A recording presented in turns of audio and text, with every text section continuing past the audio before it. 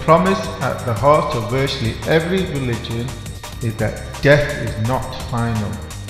that an afterlife of sorts awaits all those who follow the righteous path in devotion to the Supreme Being that watches over everything one does, where each iteration of religious ideology maps out its own true path towards salvation, one of following the rules and rituals as laid out in revealed doctrine, of complete devotion to the Supreme Being, to constantly reinforce the belief that this life is temporary, and to wholly focus on securing entry after death to an eternal perfect afterlife, a paradise that will be granted to all the followers of the religion by the Supreme Being, that goes hand in hand with the threat of infinite pain and suffering that awaits all those who fail to follow the one true religion, as all of the other religions are false. The obvious flaw at the heart of every religion is the fact that no religion has ever commanded the majority of the world's population. For instance, the world's most populous religion, Christianity, at 2.2 billion followers, equates to just 31% of the world's population, which means all those who are not practicing Christians are damned for eternity.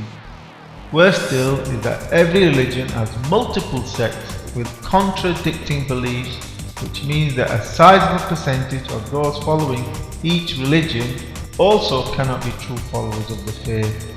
Never mind those who follow other religions whose doctrines are even more contradictory, such as Islam's references to Jesus Christ as being a man, whilst for the Christians Jesus is God. Therefore, the default state of existence for most humans who have ever been born is to be damned for eternity from birth by their Creator. For the child has no choice. They will be forced to follow the religion of their parents, who likewise had no choice. Adherence to any particular religion has always been one of force, be it children from birth, as is the case for most of today's followers, or in the more distant past, forced to convert by invading armies seeking conquest in the name of one's religion and God. Also, it is usually not allowed to change one's religion, as per Judaism, Christianity and Islam, where the usual commandment is for death of the apostate.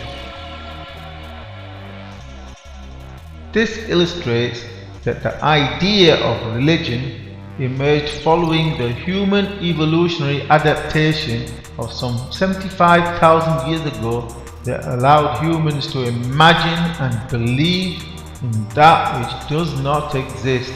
as a means of coping with their mortality, i.e. death, and for better interpretation of their environment, i.e. to imagine what lies beyond the horizon, and in being able to empathize with other humans to imagine what they are thinking and feeling so as to form stronger bonds within larger social groups of greater interdependence so as to increase the probability for survival. The truth about religions is that they are totalitarian systems of absolute control for the enslavement of all peoples, to give up free will in this life on the promise of an eternal afterlife, to give up one's ability to think independently so that we are easily malleable by the society's elite. For even one's thoughts are known to the Supreme Being, and you will be punished for thought crimes. Subscribe for new videos on the origins of religion and human evolution in our The Illusion of Freedom and Democracy series.